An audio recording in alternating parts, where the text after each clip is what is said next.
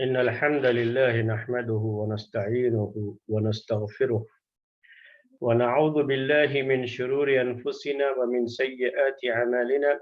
من يهده الله فلا مضل له ومن يضلله فلا هادي له، وأشهد أن لا إله إلا الله وحده لا شريك له، وأشهد أن محمدا عبده ورسوله.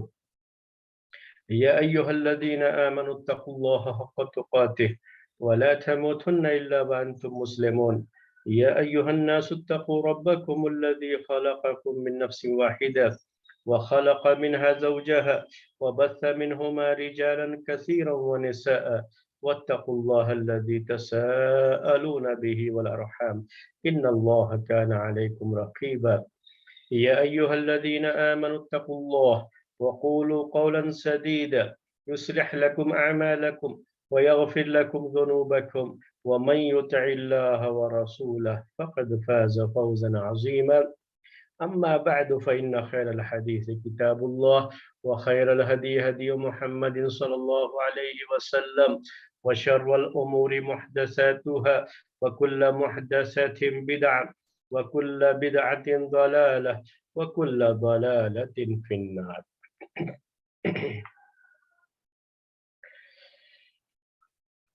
محترم بھائیو، تزکیہ نفس کا یہ درس جو سورہ یوسف کی تفسیر پر مشتمل ہے، آج اس سورہ کی تفسیر میں ہمارا پڑاؤ ہے آیت نمبر 56 پر۔ تو سورہ یوسف آیت نمبر 56، اس کے بعد آیت نمبر 57 اور اس کے بعد آیت نمبر 58۔ اگر وقت رہا تو انشاءاللہ آج ان 3 آیتوں کے بارے میں بات آپ کے سامنے رکھیں گے۔ تو ہماری شروعات ہوگی آج کے درس کی آیت نمبر 56 سے۔ آیت نمبر 56 میں اللہ تبارک و تعالی کا ارشاد ہے، وَكَذَلِكَ مَكَّنَّا لِيُوسُفَ فِي الْأَرْضِ، اور اسی طرح ہم نے یوسف کو ملک کا قبضہ دیا۔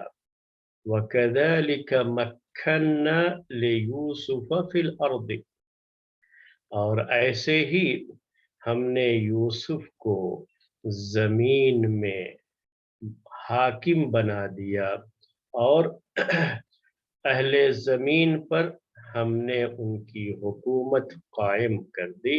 وَكَذَلِكَ مَكَّنَّا لِيُوسُفَ فِي الْأَرْضِ يَتَبَوَّأُ مِنْهَا حَيْثُ يَشَاءُ، کہ وہ جہاں کہیں چاہے رہے۔ یتبوّأ، وہ اپنا ٹھکانہ بنا لے، اپنے رہن سہن کے لیے جگہ بنا دی، حیث یشاء، جہاں کہیں وہ چاہے۔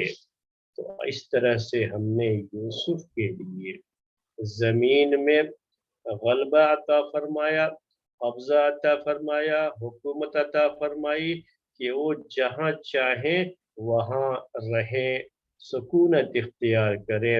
نصیب برحمتنا من نشاء، ہم جسے چاہیں اپنی رحمت پہنچا دیں۔ نصیب برحمتنا من نشاء، اللہ تعالیٰ کا فرمان ہے کہ ہم جس کے بارے میں چاہتے ہیں اپنی رحمت سے اسے مالا مال کر دیتے ہیں۔ وَلَا نُضِيُّ أَجْرَ الْمُحْسِنِينَ، اور ہم اچھا کرنے والوں کا اجر ضائع نہیں کرتے۔ وَلَا نُضِيُّ أَجْرَ الْمُحْسِنِينَ، یہ اس آیت کا ترجمہ تھا میرے بھائیوں، اور یہ آج کے درس کی پہلی آیت ہے۔ اس آیت میں اللہ تبارک و تعالی نے 3 اہم باتیں ذکر فرمائی ہیں، اور ان تینوں باتوں کو ہم الگ الگ پوائنٹس میں آپ کے سامنے آج کلیئر کریں گے، انشاءاللہ واضح کریں گے۔ تو سب سے پہلا پوائنٹ ہے، اللہ تبارک و تعالی نے کہا کہ وَكَذَلِكَ مَكَّنَّا لِيُوسُفَ فِي الْأَرْضِ، کہ اس طرح سے ہم نے یوسف کو زمین میں غلبہ عطا فرما دیا، قبضہ عطا فرما دیا، انہیں حاکم بنا دیا۔ یوسف علیہ السلام کو ہم نے یہ نعمت دی، یہ اللہ تبارک و تعالی کا فرمان ہے۔ تو یہ پہلا پوائنٹ ہے، یاد رکھیے، پہلا پوائنٹ ہے وہ کیا ہے؟ وَكَذَلِكَ مَكَّنَّا لِيُوسُفَ فِي الْأَرْضِ يَتَبَوَّأُ مِنْهَا حَيْثُ يَشَاءُ، کہ وہ جہاں رہنا چاہے وہاں رہے۔ يَتَبَوَّأُ مِنْهَا حَيْثُ يَشَاءُ، جہاں چاہے زمین میں رہیں، ہم نے ان کو زمین کا غلبہ عطا فرما دیا۔ یہ ظاہر سی بات ہے کہ پوری دنیا کے غلبے سے، پوری دنیا پر حکومت کرنے کے تعلق سے یہ آیت نہیں ہے، یہ آیت خاص مصر کے بارے ہی میں ہے۔ تو یوسف علیہ السلام کو جہاں کا غلبہ عطا کیا گیا تھا اور جس جگہ کی حکومت انہیں عنایت کی گئی تھی، ان کے سپرد کی گئی تھی، ان کے حوالے کی گئی تھی، وہ جگہ کیا ہے؟ وہ مصر کا علاقہ ہے۔ لیکن یہاں الارض جو کہا گیا اس سے مراد وہ مصر ہی کا علاقہ ہے، پوری دنیا کی زمین نہیں ہے۔ عربی زبان کا یہ بھی ایک اسلوب ہے، اسی لیے عربک لینگویج جب ہم بہت ڈیپتھ میں جا کر کے اس کو سیکھتے ہیں تو یہ چیزیں سمجھ میں آتی ہیں۔ الارض، آپ اتنا جانتے ہیں کہ الارض کے معنی کیا ہوتے ہیں؟ ارتھ، دا ارتھ۔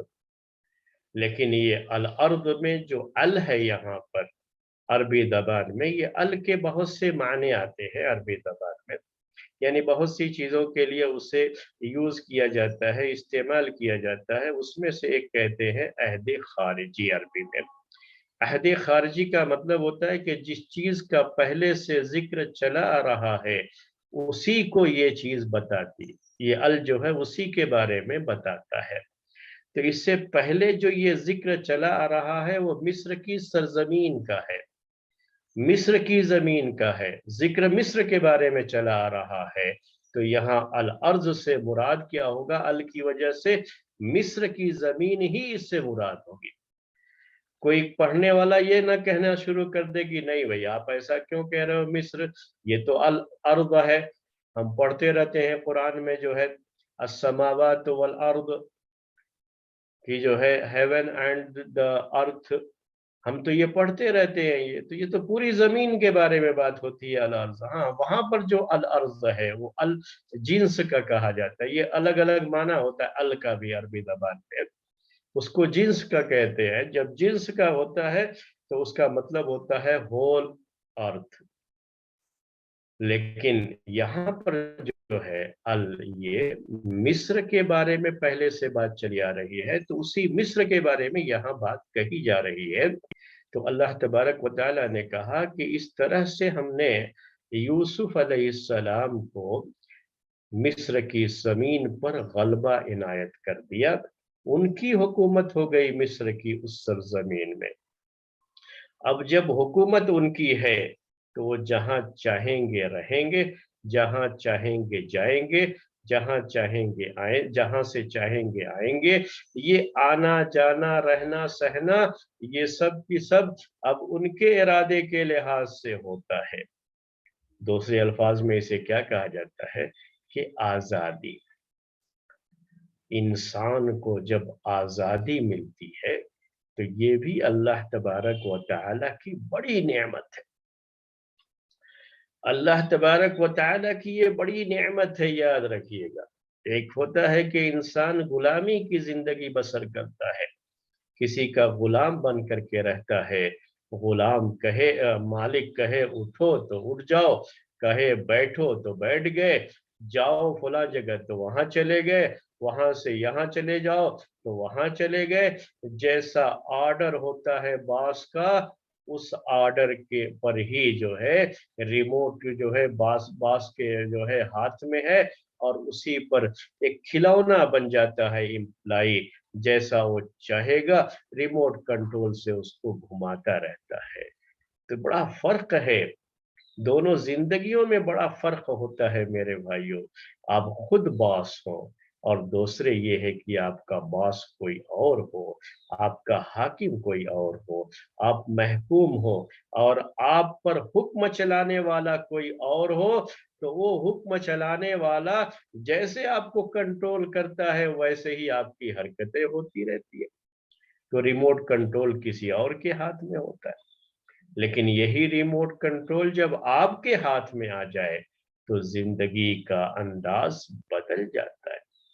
تو یہ بھی اللہ تبارک و تعالیٰ کی بڑی نعمت ہوتی ہے انسان کے اوپر کہ اللہ تبارک و تعالیٰ نے اسے محکوم کے بجائے حاکم بنا دیا. اللہ تبارک و تعالیٰ نے اسے آزاد بنایا، غلام نہیں بنایا، کسی کا نوکر نہیں بنایا، غلام نہیں بنایا.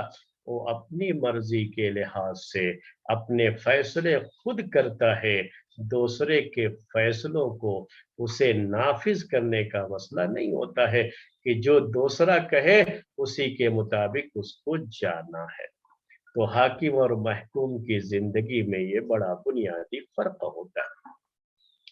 تو ایک انسان ہمیشہ محکوم ہے اللہ کا، اللہ تبارک و تعالی حاکم ہے، احکم الحاکم، اور سارے کے سارے انسان اس کے محکوم ہیں. جیسا اس کا حکم ہے اسی کے حکم کے مطابق ہم سب کو چلنا ہوتا ہے. یہ ایک ہے، اور یہ بندگی ہے، یہی عبادت ہوتی ہے کہ اللہ تبارک و تعالیٰ کے حکم کے آگے انسان جھک جائے، جیسا اس کا حکم ہے اس کے مطابق زندگی بسر کرے. یہی دنیا کی زندگی کی سب سے اہم چیز ہے اور یہی اصل بندگی ہے، جو بندگی اللہ تعالیٰ اپنے بندوں سے چاہتا ہے. لیکن دنیا کے اندر جو حاکم بنے ہوئے ہیں اور محکوم بنے ہوئے ہیں تو بڑا فرق ہوتا ہے. یاد رکھیے اللہ تعالیٰ بھی حاکم ہے، لیکن اس کی حاکمیت میں اور جو یہ انسان حاکم بن جاتا ہے اس کی حاکمیت میں بڑا فرق ہوتا ہے. انسان کے ہاتھ میں جب طاقت آتی ہے، غلبہ آتا ہے، تو مس یوز بہت ہوتا ہے اس کا. اسی لیے جب ہم کسی کے محکوم بن کر کے رہ جاتے ہیں، غلام بن کر کے رہ جاتے ہیں، تو مس یوز بہت کرتا ہے اس کا، اور پریشان بھی کر سکتا ہے، ظلم بھی کر سکتا ہے. یہ ساری چیزیں ہوتی ہیں. اسی لیے غلامی کی یہ زندگی انسان کے لیے کسی عذاب سے کم نہیں، بہت پریشانی کی چیز ہے. یوسف علیہ السلام، اس سے پہلے انہوں نے بھائیوں کی طرف سے جو ظلم ہوا اس ظلم کو بھی سہا تھا. اس کے بعد ایک غلام کی زندگی بسر کی تھی. عزیز مصر نے ان کو بازار سے خرید کر کے کس کو لایا جاتا تھا؟ غلام کو بازار سے خرید کر کے لائے. یہ جو ہے محکوم ان کے غلام بن کر کے گھر میں رہے، اور اسی وجہ سے عزیز مصر کی بیوی کا فتنہ بھی سامنے آیا، کیونکہ یہ محکوم تھے، حاکم نہیں تھے. حاکم تو عزیز مصر تھا، حاکم تو اس کی بیوی تھی کہ یہ ہمارا غلام ہے، جو ہم کہیں گے یہ کرتا جائے گا. تو یہ انسان کو پریشانی ہوتی ہے میرے، کہ جب اس طرح کے حاکم سے مل جاتے ہیں دنیا کی زندگی میں، جو حاکم ظالم بھی ہو، جو حاکم پریشان کرنے والا ہو، اور جو حاکم محکوم کی عزت نفس کا خیال نہ کرے، اس کے سیلف ریسپیکٹ کا خیال نہ کرے. عزت نفس ہم اردو میں کہتے ہیں، اسی کو انگلش میں وہ سیلف ریسپیکٹ جسے کہا جاتا ہے، وہی لفظ ہے یہ عزت نفس اردو میں.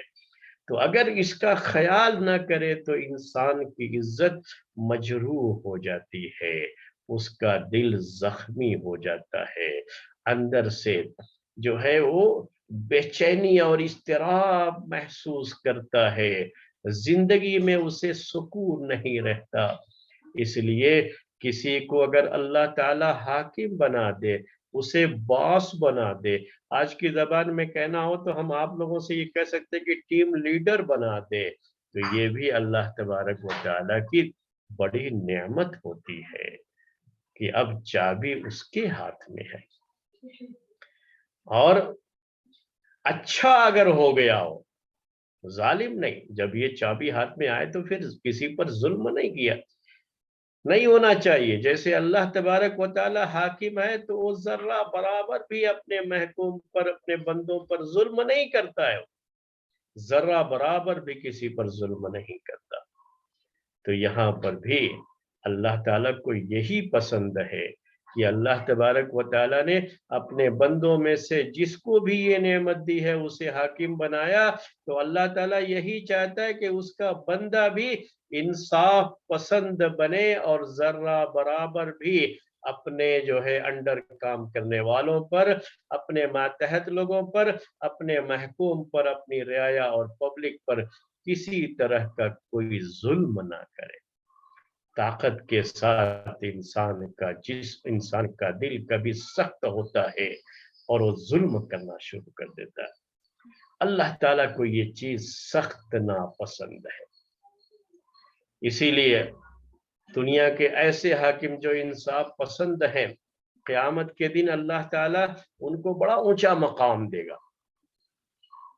انصاف پسند جنہوں نے اپنی طاقت کا غلط استعمال نہیں کیا، اس کا مس یوز نہیں کیا، تو جنہوں نے بھی مس یوز نہیں کیا ہے اور صحیح طریقے سے اللہ کے بندوں کے ساتھ معاملہ کرتے رہے، ان کے ساتھ ڈیل کرتے رہے، تو اللہ تعالیٰ اپنے ایسے بندوں کو بہت پسند کرتا ہے۔ اس لیے یہ بھی اللہ تعالیٰ کی ایک بڑی نعمت ہے، اور ان کو بھی اللہ تبارک و تعالیٰ قیامت کے دن بڑا اونچا مقام دے گا۔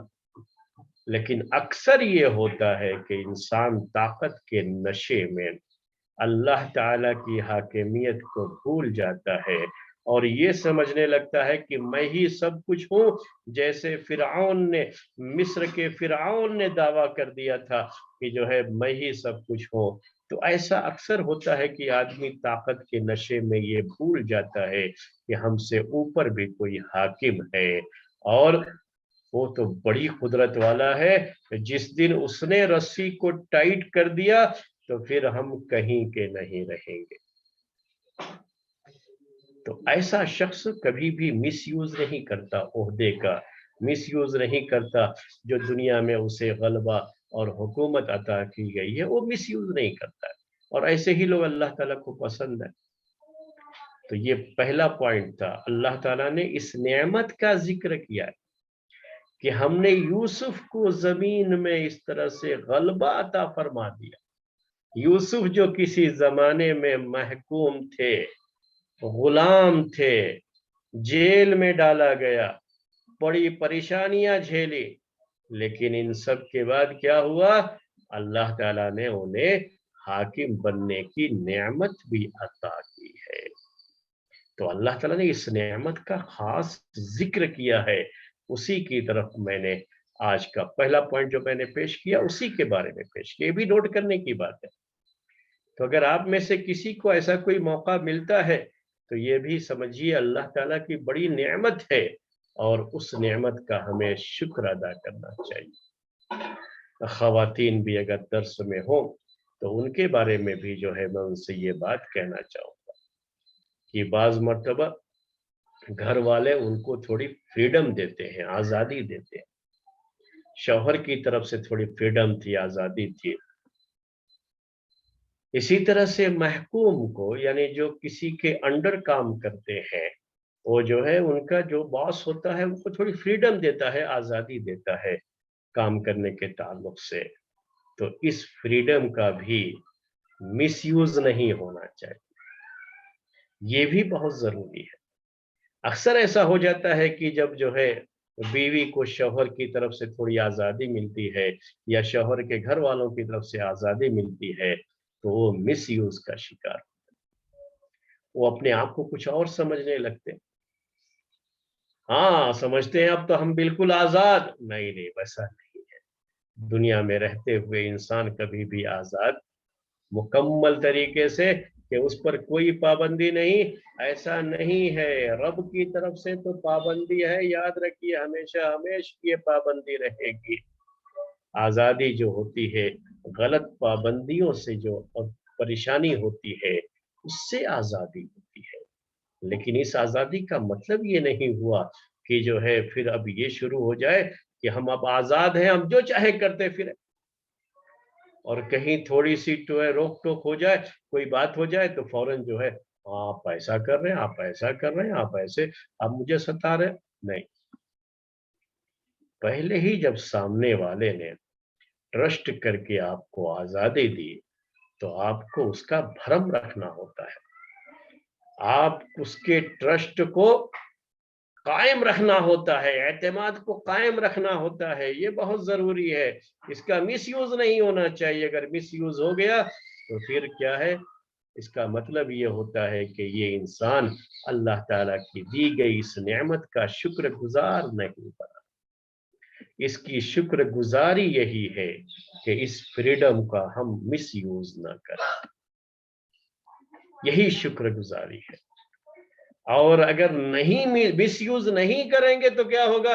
اللہ تعالیٰ کا یہ فرمان ہے نا کہ لَإِن شَكَرْتُمْ لَأَزِيدَنَّكُمْ، اگر تم شکر ادا کرو گے تو ہم تمہیں مزید دیں گے، مزید دیں گے۔ تو اس ٹرسٹ کو اگر قائم رکھتے ہوئے اس فریڈم کا مس یوز نہ کیا گیا تو اللہ تعالیٰ کی طرف سے یہ نعمت باقی رہتی ہے، نعمت باقی رہتی ہے۔ ورنہ کیا ہے، جہاں کہیں بھی ایسا ہوا کہ جو فریڈم دی گئی، جو آزادی دی گئی تھی، اس کا مس یوز کر لیا گیا تو پھر ٹرسٹ باقی نہیں رہتا ہے اور وہاں سے پابندیاں لگنا شروع ہو جاتی ہے۔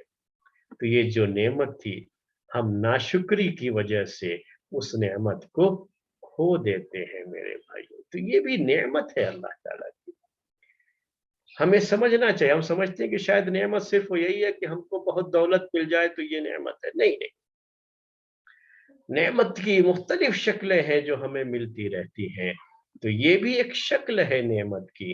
کاش لوگ اس نعمت کو سمجھیں اور اس نعمت کا بھی شکر ادا کریں۔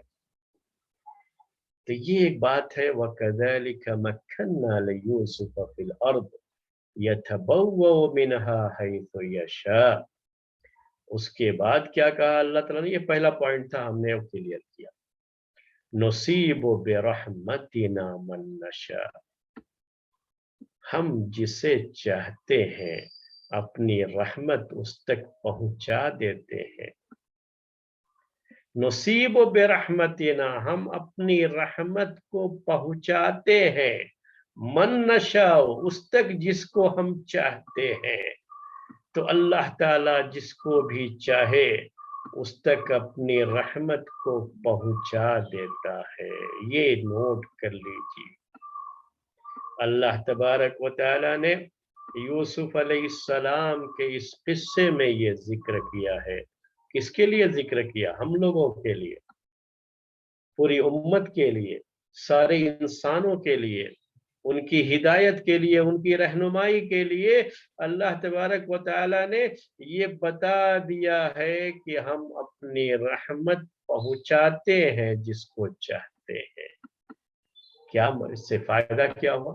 جب آپ کا یہ ایمان ہو کہ اللہ تعالیٰ نے یہ بات قرآن میں ذکر کی کہ ہم جس کو چاہیں گے اپنی رحمت اس تک پہنچا دیں گے، تو اس سے کیا فائدہ ہوتا ہے؟ آپ کا یہ ایمان ہے اور بڑا مضبوط ایمان ہے، تو کیا فائدہ ہوتا ہے؟ تین فائدے، تین بڑے اہم فائدے ہوتے ہیں،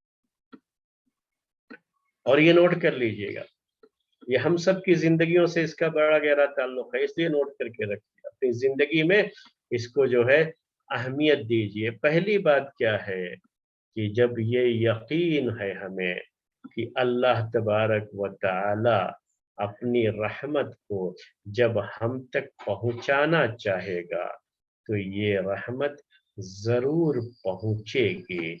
اس رحمت کو اگر کوئی روکنا چاہے، کتنا بڑا بھی اس کے لیے بیریئر کھڑا کرنا چاہے، تو اس رحمت کے راستے کو کوئی روک نہیں سکتا۔ یہ پہلا فائدہ اس کا، ہمارے ذہن میں یہ چیز، ہمارے دماغ میں یہ چیز، ہمارے دل میں یہ چیز بیٹھ جائے گی یہ عقیدہ بیٹھ جائے گا کہ جو اللہ کی رحمت ہم تک پہنچنے والی ہے، پوری دنیا کے لوگ مل کر کے اس رحمت کے راستے کو موڑنا چاہیں کہ ہمارے بجائے کسی اور کو پہنچ جائے تو نہیں کر سکتے۔ لا مانع لما اعطیت ولا معطی لما منعت۔ یہ ہے، ہم ہر نماز کے بعد کیا پڑھتے ہیں؟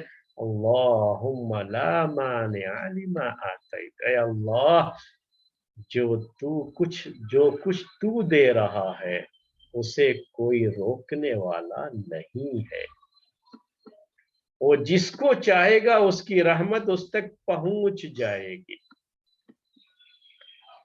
تو ہم کو جو اللہ تعالی رحمت ہم پر اپنی رحمتوں کی جو ہے برسات کرنا چاہ رہا ہے، بارش کرنا چاہ رہا ہے، دنیا کی کوئی طاقت اسے روک نہیں سکتی۔ تو کیا ہے یہ پہلا فائدہ؟ تو اس سے ہمیں کیا چیز حاصل ہوتی ہے کہ ہمارے دل کو ایک سکون ہوتا ہے۔ دنیا میں حسد کرنے والوں کی کمی نہیں ہے میرے بھائی، جیلس فیل کرنے والوں کی کمی نہیں ہے، جو نعمتوں کو دیکھ کر کے جل بھون جاتے ہیں ایسے لوگوں کی کمی نہیں ہے، وہ تو قدم قدم پر ملتے ہیں اور ان کی وجہ سے آپ کو پریشانیاں ہوتی ہیں میرے بھائیوں اور میری بہنوں۔ لیکن جب یہ ایمان آپ کا مضبوط ہوگا نا تو آپ کو سکون یہ ہوتا ہے، ارے ان کو اپنا جو کچھ کرتے ہیں کر لینے دو، اگر میرے رب نے میرے لیے یہ رحمت مقدر کر دی ہے تو ان کی ساری کوششیں دھری رہ جائیں گی، یہ رحمت تو مجھ تک ضرور پہنچے گی۔ ان کے بس کی بات ہے کہ یہ روک لیں گے؟ ہمیں سکون ہوتا ہے، دل کا سکون ملتا ہے، اور جس دل میں سکون آ جاتا ہے وہ زندگی بڑی اہم ہو جاتی ہے، ہر کوئی جانتا ہے اس کو۔ دوسرا فائدہ یہ جو ہے، اس پوائنٹ کے اندر 3 فائدے کی بات میں نے کہی، دوسرا فائدہ یہ ہے کہ اگر ہم کہیں کام کرتے ہیں اور ہم یہ دیکھتے ہیں کہ ہمارے کسی ساتھی کسی کلیگ کو تو اللہ تعالیٰ کی رحمتیں خوب پہنچ رہی ہے لیکن وہ جو ہے ہماری طرف اس کا رخ نہیں ہو پا رہا ہے، تو یہ جب ایمان مضبوط ہوتا ہے نا کہ نصیب برحمتنا من نشاء، کہ ہم اپنی رحمت جس کو ہم چاہتے ہیں پہنچا دیتے ہیں، ہمارا ایمان یہ مضبوط ہے تو ہم اپنے آپ میں اس کے تعلق سے اللہ کی رحمتوں کی بارش اس پر دیکھتے ہوئے ہم اپنے دل میں کسی طرح کا حسد فیل نہیں کرتے، کسی طرح کا جیلس جو ہے فیل نہیں کرتے، ہمارا دل حسد کی اس بیماری سے محفوظ رہتا ہے، جو بہت ضروری ہے، کیونکہ حسد کی یہ بیماری ایسی بیماری ہے جو انسان کے جسم کو بھی اور اسی طریقے سے اس کے سکون اور اس کے چین کو بھی سب کو کھا جاتی ہے۔ حسد کی بیماری، حسد کرنے والا دوست کبھی بھی سکون سے نہیں رہتا، ہمیشہ پریشان رہے گا، یاد رکھیے۔ کیوں؟ کیونکہ وہ دیکھتا ہے کسی کے اوپر بھی کوئی نعمت پہنچتے ہوئے دیکھتا ہے تو کیا ہے، اس کو تکلیف ہوتی ہے اس سے، کیونکہ اس کا کیا ہے کہ وہ جلس فیل کرتا ہے اپنے آپ میں، وہ جلس فیل کرتا ہے اس کی وجہ سے۔ اب جب جلس فیل کرتا ہے تو کیا ہوگا اس میں کہ وہ نعمت دیکھ دیکھ کر کے کوڑتا رہتا ہے، اور جب کوڑتا ہے تو دل کو سکون نہیں ملتا، پریشان رہتا ہے۔ تو یہ اس پریشانی سے نجات مل جاتی ہے جب ہمارا ایمان اس پر مضبوط ہوتا ہے کہ نصیب برحمتنا من نشاء۔ تیسری چیز، تیسرا فائدہ، 3 فائدے کی بات کہی تھی میں نے، تیسرا فائدہ یہ ہے کہ اگر اللہ کی رحمتوں کا دھارا کسی اور طرف بہہ رہا ہے، اللہ کی رحمتیں کسی اور طرف جا رہی ہیں، ہماری طرف نہیں آ رہی ہیں، تو پھر ہمیں اپنا جائزہ لینا چاہیے، ہمیں اپنے بارے میں سوچنا چاہیے کہ ہمارے اندر کہاں ایسی کمی ہے کہ ہمارے رب کی رحمتیں ہم سے روٹھ گئی ہیں اور دوسروں تک جا رہی ہے۔ یہ تیسرا فائدہ، یہ بڑی اہم چیز ہے تزکیہ نفس کے تعلق سے، کہ ہمیشہ انسان جب پریشان ہے، اللہ تعالیٰ کی رحمتیں اس کو نہیں پہنچ رہی ہیں، ویسے تو اللہ تعالیٰ کی کچھ نہ کچھ نعمتیں ہمیشہ رہتی ہیں انسان کو، لیکن کچھ خاص جو ہے اللہ تعالیٰ کی رحمت اور نعمت اس کو نہیں پہنچ رہی ہے اور وہ پریشان حال ہے، تو اسے یہ جاننا چاہیے کہ اللہ تعالیٰ جس کو چاہتا ہے نا اس کو دیتا ہے۔ تو آخر اللہ تعالیٰ اپنی رحمت کے لیے ہمیں کیوں نہیں منتخب کیا، ہمیں کیوں نہیں چوز کیا، کیوں اس کی رحمت ہمارا راستہ بھول گئی ہے اور دوسروں کی طرف جا رہی ہے؟ ایسا کیا ہے؟ یہ کہیں نہ کہیں کمی ہمارے اندر ہوگی۔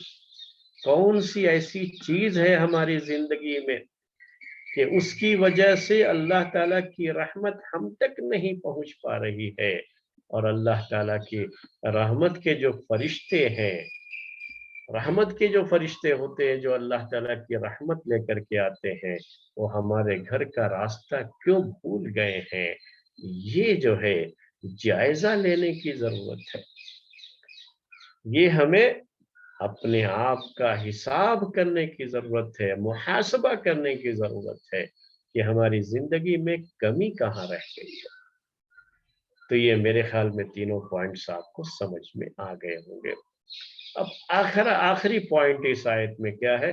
اللہ تعالیٰ کا فرمان ہے، یہ اب یہ یوسف علیہ السلام کے قصے میں یہ بیچ بیچ میں یہ جو چیزیں آتی ہیں نا، یہی اصل نصیحت کی باتیں ہوتی ہیں۔ پھر اب آخر میں کیا ہے اس آیت میں؟ اللہ تعالیٰ کا فرمان ہے وَلَا نُضِيُّ أَجْرَ الْمُحْسِنِينَ، وَلَا نُضِيُّ أَجْرَ الْمُحْسِنِينَ، اور ہم اچھے کام کرنے والے، بہترین کام کرنے والے ایسے لوگوں کے اجر کو ضائع نہیں کرتے۔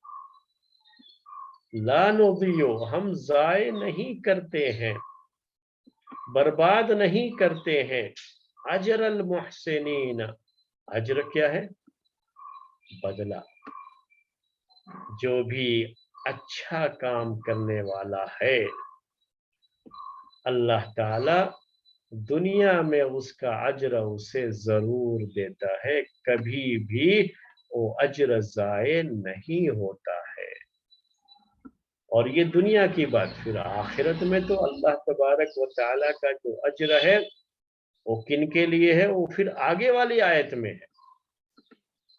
تو اس ٹکڑے کو بعض لوگ کیا سمجھ جاتے ہیں کہ محسن سے مطلب یہ کہ بہت نیک کام کر، اردو میں جو ہم کہتے ہیں نیک کام کرنے والے، تو نیک کام کرنے والوں لوگوں کا اجر اللہ تعالیٰ ضائع نہیں کرتا ہے۔ یہاں صرف وہ مسئلہ نہیں ہے۔ محسن کسے کہتے ہیں عربی زبان میں تھوڑی سی اس کی جو ہے وضاحت کرنا چاہتا ہوں، یہ بات سمجھنے کی ہے۔ وہ جو حدیث آتی ہے حدیث جبرائیل، جس میں الاحسان بھی ہے کہ احسان کیا ہے، تو احسان کے لفظ کو ہمیں سمجھنا ہوتا ہے۔ ہم اردو میں ایک احسان ہم لفظ یوز کرتے ہیں اردو میں، تو اردو میں احسان کی میننگ الگ ہے، اور عربی میں جو لفظ احسان ہے اس کے معنی جو ہے اردو کے احسان کے لفظ سے کہیں زیادہ ہے۔ تو آپ احسان کے لفظ کو سمجھ لیجئے۔ عربی زبان میں احسان کا یہ لفظ جو یوز ہوتا ہے، اس کا استعمال، اس کا جو ہے یوز دو طریقے سے ہوتا ہے۔ ایک ہوتا ہے کہ احسان کے ساتھ، لفظ احسان کے ساتھ کوئی حرف جر یوز نہیں کیا جاتا ہے۔ حرف جر کیا ہے؟ یہ پری پوزیشن آپ کہہ لیتے ہیں، جیسے الہ ہوتا ہے، زیادہ تر جو ہے احسنہ لفظ کے ساتھ الہ یوز کیا جاتا ہے یا با یوز کیا جاتا ہے، وبالوالدین احسانا۔ تو قرآن میں احسنہ کے ساتھ इला भी इस्तेमाल किया गया है, बा भी इस्तेमाल किया गया। बा ये हर्फ जर कहलाता है, इला ये हर्फ जर कहलाता है अरबी जबान में। तो जब ये बा या इला के साथ एहसान का लफ्ज आता है अरबी में, तो उस वक्त उसका माना होता है अच्छा सलूक करना, गुड बिहेवियर जिसे आप कहते हैं। तो अच्छा सलूक करना ये उसका माना होता है उस वक्त। तो वो जो हम उर्दू में एहसान करना कहते रहते हैं ना, वो यही माना होता है उस वक्त। तो उर्दू में हम एहसान सिर्फ इसी माना में यूज करते हैं, जबकि अरबी जबान में एहसान का इस्तेमाल एक दूसरे जो है माना में भी होता है। वो अहसना, जब उसके जो साथ प्रीपोजिशन नहीं आया, यानी बा भी नहीं इस्तेमाल किया, इला भी इस्तेमाल नहीं किया, तो उस वक्त जो है अहसना के माने होते हैं अत्कना अरबी जबान में, यानी जो काम उसके हवाले किया गया उस काम को उसने बहुत अच्छा किया, बहुत अच्छा किया, अच्छे तरीके से किया। तो अब इसका ताल्लुक इबादत से नहीं रह जाता है, सिर्फ इसका ताल्लुक सिर्फ जो है जो नेकी के काम है उसी से नहीं रह जाता है, बल्कि हमारा जो भी डेली वर्क है, जो भी हम जो है काम अंजाम देते हैं, जो हमारी सर्विस है, उससे भी इसका ताल्लुक है। और घर के अंदर जो औरतें खाना पकाती हैं तो उससे भी इसका ताल्लुक है, झाड़ू लगाती हैं, कपड़े प्रेस करती हैं, घर के सारे काम करती हैं, उनसे भी इसका ताल्लुक है। तो जो काम आपके हवाले किया गया उस काम को अच्छी तरीके से करना। खाना पकाए तो पूरे दिल के साथ खाना पकाए, अच्छा खाना, लजीज खाना। दिल, जब औरतें दिल लगा करके खाना पकाती है ना, तो कहते हैं यही फर्क होता है होटल के खाने में और बीवी के हाथ का बना हुआ खाना। जब बीवी इस खाने में अपनी मोहब्बत को उड़ेल देती है तो उस खाने की लज्जत कुछ और हो जाती है, वो खाना अच्छा बनता है, अल्लाह ताला इसे पसंद करता है। ये नहीं कि बस गए तो किचन में तो जो जैसे भी समझ में आया जल्दी जल्दी, अरे क्या ये मुसीबत है, जल्दी से बना करके कुछ ला करके रख दिया, जैसा भी हो, नमक तेज, ये भी मसाला ज्यादा, या वैसा नहीं। जब कोई भी काम करे तो अच्छा करे। कपड़ा प्रेस कर रहे हैं तो हर चीज देख करके सही तरीके से उसको प्रेस करके दे। झाड़ू लगा रहे हैं तो बिल्कुल परफेक्ट तरीके से हर काम, जो काम भी हमारे सपुर्द किया गया, हमारे हवाले किया गया, तो उसको अच्छी तरीके से अंजाम दिया जाए। तो इसको अरबी जबान में अहसना कहा जाता है। यानी अहसना का मतलब उसने अच्छा किया। इसीलिए बार बार लफ्ज आप सुनते रहेंगे, अरबी अरब लोग जो है अहसनत अहसनत बोलते रहते हैं। अहसनत का मतलब कहता है वेल डन, अरे आपने अच्छा किया। आपने कोई काम जो है किसी के हवाले किया, उसने वो काम किया, तो आप खुश होकर क्या बोलते हैं, वेल डन। तो अहसनत अरबी में क्या कहा जाता है, अहसनत, ये वही लफ्ज है एहसान। अहसनत उसी से क्या होता है, एहसान होता है, उसको मस्तर कहा जाता है। तो ये है एहसान, अल्लाह ताला को ये पसंद है। अल्लाह तबारक व ताला ने पूरी कायनात बनाई है, कायनात का निज़ाम वो चलाता है, और इस निज़ाम में आप कोई मामूली जगह भी ऐसी नहीं बता सकते जहां इस काम में कहीं झोल पाया जाता है, नहीं। ये बड़ा ही परफेक्ट जो है काम है, बड़ा परफेक्ट निज़ाम है ये।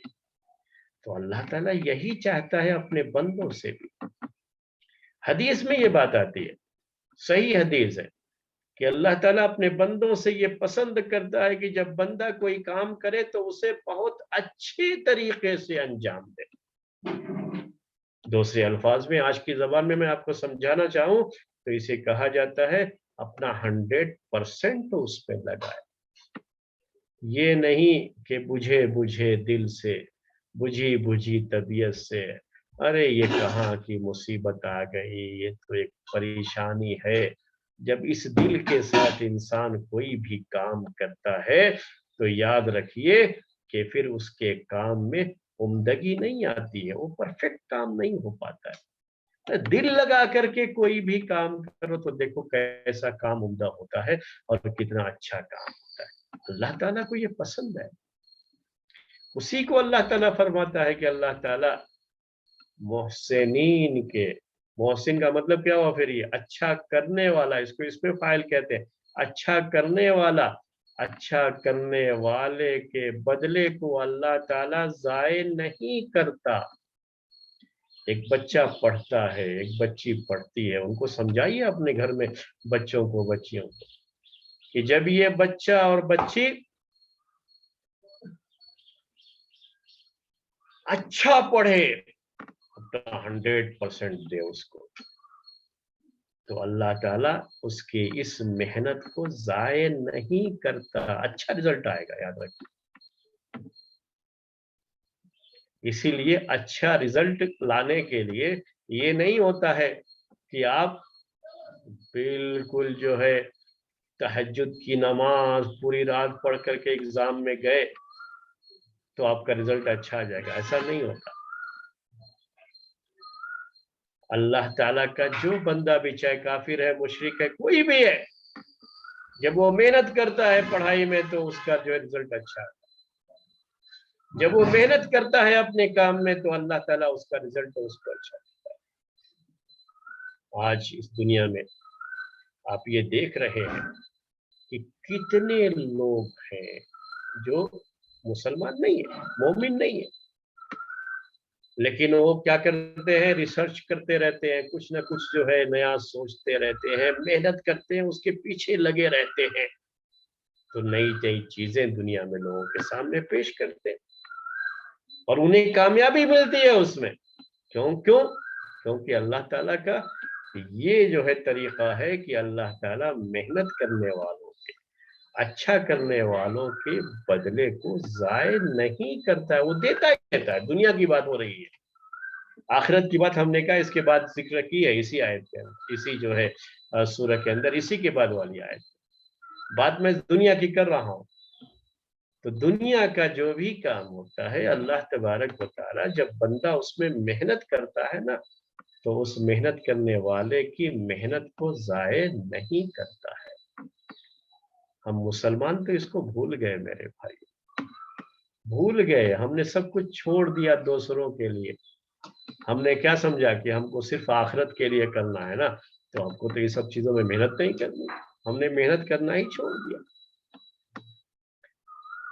इसीलिए आज हम सब दूसरों की चीजें ही यूज कर रहे हैं, दूसरों ने बनाया, क्योंकि मेहनत तो उन्होंने किया, हमने तो कभी किया नहीं।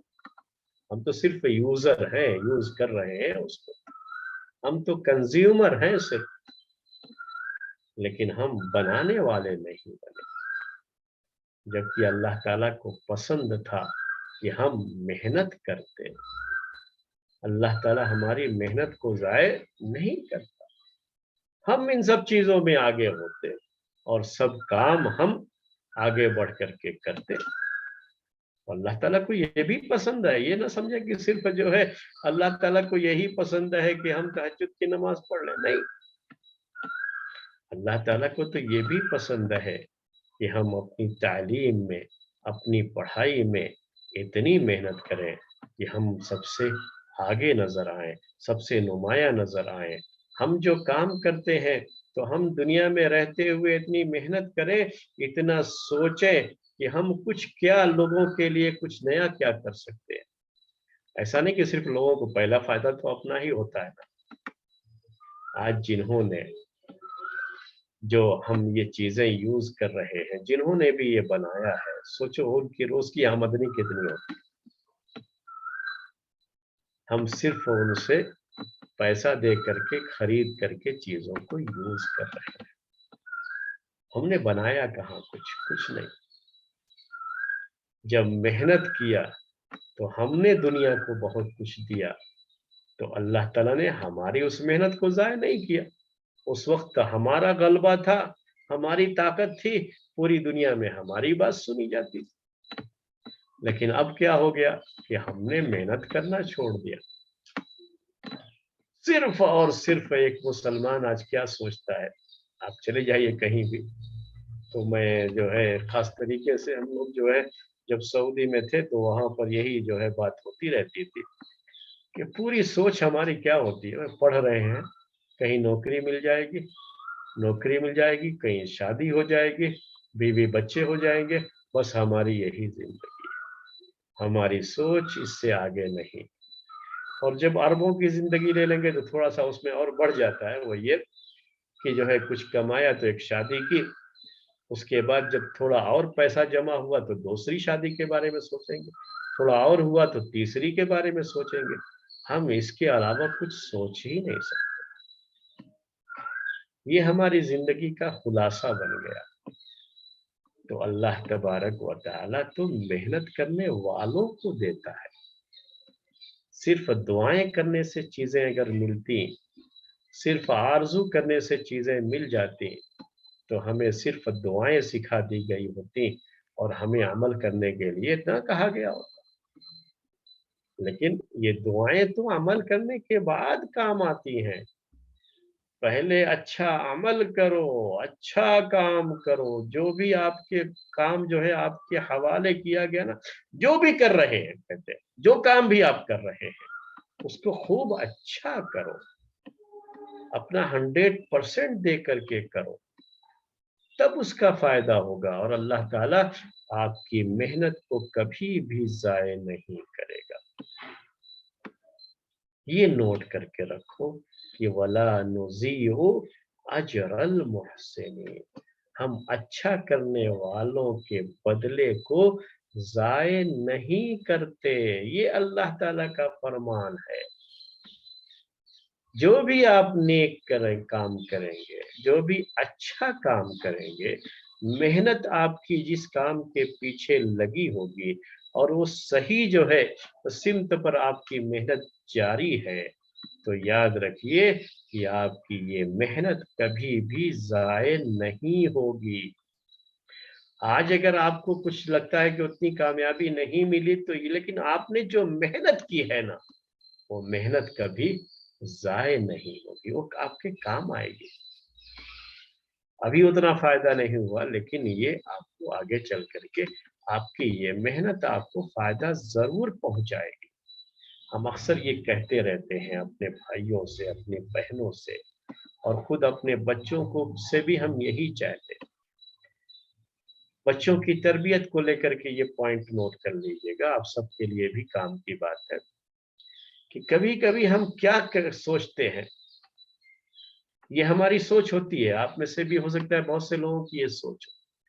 یہ کہتے ہیں ہم کہ ہم جن چیزوں سے محروم رہے بچپن میں اور ہمیں جو چیزیں نہیں ملی، ہماری خواہش ہوتی تھی کہ ہم کو یہ بھی ملے، یہ بھی ملے، لیکن گھر کے حالات اتنے اچھے نہیں تھے تو ہمیں بڑی محرومیوں کا شکار ہونا پڑا. ہم اپنے بچوں کو وہ سارا آرام دیں گے جو ہمیں نہیں ملا، وہ ہم اپنے بچوں کو وہ سارا آرام دیں گے، وہ ساری نعمتیں ان کو جو ہے دینے کی کوشش کریں گے. یہ سوچ ہوتی ہے. ہو سکتا ہے آپ اپنے بارے میں پوچھ لیجئے گا کہ آپ کے اندر یہ سوچ تھی یا نہیں تھی، بعد میں مجھے یاد کیجئے گا. یہی سوچ ہوتی ہے، یہ غلط سوچ ہے.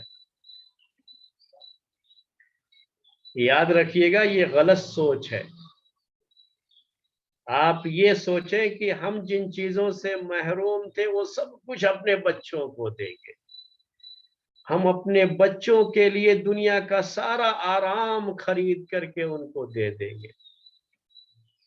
اس کے لیے ہم محنت کریں گے، کوشش کریں گے. غلط سوچ ہے یہ. اس سوچ کو بدل دیجیے. صحیح کیا ہے؟ ہم اپنے بچوں کو محنت کرنے کی عادت ڈالیں گے. جیسے ہم نے محنت کیا، ہم نے بہت اسٹرگل کیا، یا آپ ایسے بولتے رہتے ہیں اپنی زبان میں سنتا رہتا ہوں، بڑا اسٹرگل کیا، میں آیا تو مجھے یہ پریشانی تھی، یہ پریشانی تھی، لیکن میں نے بڑی محنت کی ہے. जिस मेहनत की आदत को आपने अपनाया, अपने बच्चों को भी उसी तरह से मेहनत करने की आदत डाल। ये याद रखिएगा मेरा पॉइंट। बच्चा आगे चल करके उसको भी अमल में उतरना है। मेहनत करने की आदत नहीं रहेगी तो जब काम करना पड़ेगा ना, तो फिर नानी याद आ जाएगी उसको काम करने में, जिसका दिल नहीं लगेगा फिर काम करने में। बच्चों को आसानियां नहीं, बल्कि बच्चों को ये सिखाइए कि दुनिया की इस जिंदगी में जो जितनी मेहनत करता है, जितनी कोशिश करता है, अल्लाह तबारक व तआला उसी के लिहाज से उसे कामयाबी देता है। उनको मेहनत की आदत डाली, आराम की नहीं। दोनों में फर्क याद रखिएगा। मेहनत की आदत डलवाइए उनके अंदर, आदत डालिए कि जो है मेहनत करें। मेहनत नहीं करेंगे तो फिर नेमतों की कद्र नहीं होती है। इब्ने खलदून को आप जानते हैं, कलामा इब्ने खलदून गुजरे हुए, वो तारीख का बड़ा फलसफा बयान करते हैं। तो जो समाज के ताल्लुक से जो इल्म पाया जाता है ना, जिसको इल्मुल इज्तिमा अरबी में कहते हैं, या सोशल साइंस आप कहते हैं मेरे ख्याल में इंग्लिश में, तो उसके ताल्लुक से उनको बहुत याद किया जाता है। उन्होंने कहीं से पढ़ करके नहीं, उन्होंने जिंदगी का तजुर्बा ये बताया कि कोई भी हुकूमत चार जो है पुश्त तक आम तरीके से, यानी फोर्थ जो है जनरेशन तक ये चीज चलती है, फिर जो है बर्बाद हो जाती है। उन्होंने ये बताया, वो क्या है? पहला तो वो शख्स होता है जो बड़ी मेहनत करके, बड़ा स्ट्रगल करके उसने वो हुकूमत कायम की हुई होती है, वो फैक्ट्री बनाई हुई होती है, वो कंपनी बनाई हुई होती है, वो बड़ी मेहनत करके जो है वो इस तक पहुंचा हुआ है। तो उसे तो याद है ना कि कितनी मेहनत इसके पीछे लगी हुई है, तो कभी भी वो ऐसा कुछ नहीं करेगा जिससे उसकी वो फैक्ट्री या उसकी वो कंपनी या जो उसने बनाया है वो जो है बर्बाद हो जाए, वो कभी नहीं करेगा। और उसकी जो मेहनत करने की आदत है वो बाकी रहेगी, और इस तरीके से वो काम भी चलता रहेगा। उसके बाद दूसरे नंबर पर उसका बेटा जो है, अब न्यू जनरेशन, उसकी सेकंड जनरेशन, यानी G1 G2 G3 G4 आप समझ लीजिए आज की जबान में जो आप इस्तेमाल करते रहते हैं। तो ये सेकंड जनरेशन जो होती है, उसका जो बेटा है वो देखे हुए होता है कि मेरे बाप ने कितनी मेहनत की है, कितना स्ट्रगल किया है उन्होंने, उनके खून पसीने की ये कमाई है, उस मेहनत से उन्होंने ये पूरा जो है ये फैक्ट्री बनाई है या एक कंपनी बनाई है या ये काम किया है। तो उसको भी अच्छी तरह से पता होता है, और बाप के साथ कभी ऐसा भी होता है कि वो बेटा भी स्ट्रगल किया हुआ होता है, तो उसे भी होता है, याद होता है उसे ये, तो वो भी पूरी कोशिश करता है, मेहनत करता है, वो भी मेहनत से जी नहीं चुराता। जब थर्ड जनरेशन आ जाती है, तो ये पैदाइश के वक्त ही बस इसने जो है वो उतना स्ट्रगल का वो दौर नहीं देखा है, तो क्या होता है, इसके अंदर आराम पसंदी आ जाती है। अब तो घर में बहुत दौलत थी ना, तो आराम की सारी चीजें ला करके बाप ने घर में रख दी है। बच्चे के मुंह से कोई बात निकलती है ख्वाहिश, तो फौरन जो है पूरी कर देता है, क्योंकि है हाथ में पैसा है, दौलत है और आसानियां हैं, तो सब कुछ पूरा कर देता है। तो तीसरे ने तो ये दौर देखा। अब यहां से वो कमजोरी शुरू हो जाती है, क्योंकि इसको मेहनत की वो आदत नहीं। लेकिन एक चीज जो खड़ी कर दी गई है, अचानक जमीन पे तो नहीं गिर जाएगी, तो वो आहिस्ता आहिस्ता न कमजोर होती है। तो यहां से कमजोरी का सिलसिला शुरू होता है। उसके बाद जो फोर्थ जनरेशन उसकी आती है, तो क्या होता है कि ये तो फिर भी थोड़ा बहुत गनीमत है कि उसने जो है अपने बाप और दादा को देखा होगा थोड़ी मेहनत करते हुए, खुद तो नहीं किया है लेकिन देखा तो है। تو تھوڑا بہت تو یہ اس کا خیال کر لے جاتا ہے، اور لیکن پھر بھی آہستہ آہستہ بنیادیں کمزور ہونا شروع ہو جاتی ہے۔ اور جب فورتھ جنریشن آتی ہے تو وہ تو اپنے باپ کو بھی نہیں دیکھا ہے کبھی محنت کرتے ہوئے، کیونکہ اس کو بھی محنت کرنے کی عادت نہیں تھی، تو یہ تو بالکل عیاش بن جاتا ہے، اور عیاشیوں میں اپنا سب کچھ برباد کر دیتا ہے۔ پوری فیکٹری، پوری کمپنی دوسروں کے ہاتھوں میں ہے، کھلونا بن گئی ہے۔ اسے تو کچھ پتا ہی نہیں، کیونکہ یہ تو کبھی جانتا ہی نہیں کہ محنت کرنا کہتے کسے، اس کو سنبھالا کیسے جائے گا، اس کو تو کچھ پتا ہی نہیں ہے۔ جب پتا ہی نہیں ہے تو کرے گا کیا؟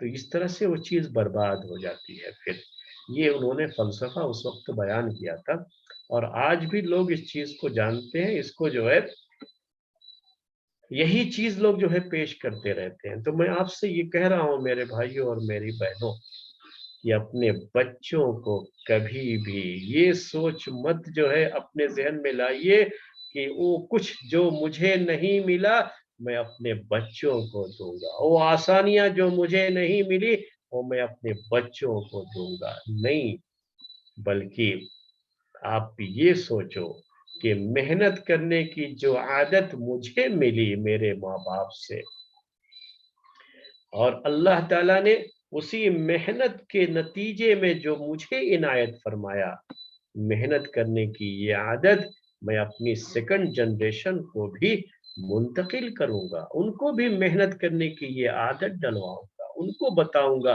کہ محنت کرنے سے ہوتا کیا ہے۔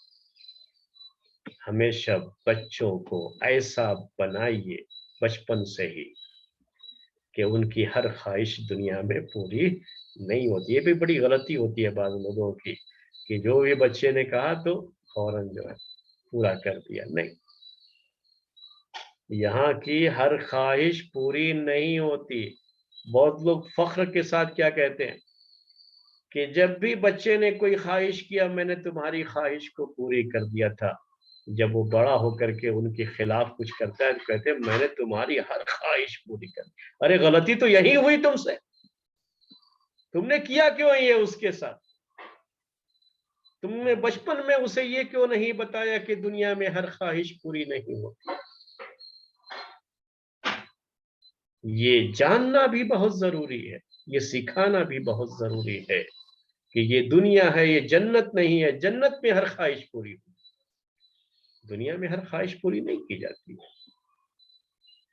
تو جب غلط خواہش کر بیٹھے گا تو کہاں سے پوری کریں گے آپ؟ بچپن سے تو آپ نے عادت ہی نہیں ڈالی اس کے اندر یہ کہ ہم کو کوئی نہ بھی کہہ سکتا ہے، ہمیشہ ہماری زبان سے جو نکل گیا تو یس ہی ہو، یہ کوئی ضروری نہیں ہے۔ نہ سننے کی عادت بھی کان کو ڈالنی پڑے گی، وہ بچپن سے ہی تربیت ہوتی ہے میرے بھائی۔ کبھی یہ نہیں کہ میرے کان کو نہ سننے کی عادت نہیں، جو بھی ماں باپ سے کہا فوراً پورا کر دیا گیا، نہ سننے کی تو عادت پڑی ہی نہیں کبھی، تو کیا کرو گے؟ آگے چل کر کے پریشانی ہو جائے گی۔ جی، تو یہ بچوں کو یہ سکھانے کی ضرورت ہے۔ بچوں کو بتائیے کہ گرمی ہو سردی ہو تو سارا آرام لا کر کے دینے کے بجائے یہ بنائیے کہ بچے کے اندر برداشت کرنا آئے، برداشت کرنا میرے بھائیوں، جب تک برداشت کرنے کی یہ صفت نہیں آئے گی بچوں میں تو آگے چل کر کے پریشان ہوں گے۔ برداشت ہی نہیں کر سکتے، کوئی چیز برداشت ہی نہیں کریں گے، نہیں، برداشت کرنا بچپن سے سکھایا جاتا ہے۔ جی ہاں، گرمی زیادہ ہے تو تھوڑا برداشت کر لیجئے، کرنٹ نہیں ہے، فین نہیں چل رہا ہے، تھوڑا برداشت کیجئے، صبر کیجئے، ایسے پلا بڑھا جاتا ہے۔ اگر کوئی بھی پریشانی ہے برداشت کیجئے، اس کو تھوڑا برداشت کرنا بھی سیکھیے۔ یہ نہیں کہ جو ہے ہمیشہ آرام ہی، نہیں، دنیا میں ہمیشہ آرام نہیں ہوتا ہے، یہ ہم کو بتانا ہوتا ہے بچپن ہی سے بچوں کو۔ یہاں برداشت بھی کرنا پڑتا ہے، پریشانیاں بھی آتی ہیں تو برداشت بھی کرنا پڑتا ہے۔ تو بہرحال یہ باتیں تھوڑی نکل گئی آگے، کیونکہ یہ چیز وَلَا نُضِيعُ أَجْرَ الْمُحْسِنِينَ، اس کا تعلق صرف ہم جو دین کے کام ہے نا اسی سے سمجھتے ہیں، تو ویسا نہیں ہے۔ اس کا تعلق دنیا کے وہ کام بھی ہیں جو دنیا کی ترقی میں جو ہے وہ چیزیں ہوتی ہیں، تو اس کے بارے میں بھی اللہ تعالیٰ کا یہی کہنا ہے کہ جو محنت کرتے ہیں، اچھا کرتے ہیں کام، اللہ تعالیٰ ان کے اجر کو ضائع نہیں کرتا ہے، ان کو ان کی محنت کا بدلہ ضرور ملتا ہے، اور آخرت میں تو ملنا ہی ہے پھر جو ہے اچھا نیک لوگ ہیں، مومن ہے، مومن جو دنیا میں کام کرتا ہے تو دنیا میں بھی اللہ تعالیٰ اس کو بدلہ دے گا اور پھر آخرت میں بھی اس کا بدلہ دے گا۔ تو آخرت والی بات اصل میں اس کے بعد جو ہے آیت میں۔ آج وقت زیادہ ہو گیا ہے، شاید جو ہے میں نے کچھ جو ہے زیادہ باتیں جو ہے کہہ دی اس جو ہے آیت کی تفسیر میں، تو وقت زیادہ ہو گیا، میں نے گھڑی جو دیکھی ابھی تو وقت ہو چکا ہے، تو ہم بات کو یہیں پر ختم کریں گے آج کے اس درس کی، اور انشاءاللہ آگے جو آخرت کی اجر کی بات ہے جو آگے والی آیت میں ہے، تو نیکسٹ ویک انشاءاللہ درس میں وہ بات آپ کے سامنے پیش کریں گے۔ میری بات کو بہت جو ہے سنجیدگی سے لیجئے بچوں کی تربیت کے تعلق سے، اور اس کا خیال رکھیے۔ آج کا درس ہم اسی پر ختم کرتے ہیں۔ سبحانک اللہم و بحمدک، اشہد ان لا الہ الا انت، استغفرک و اتوب الیک۔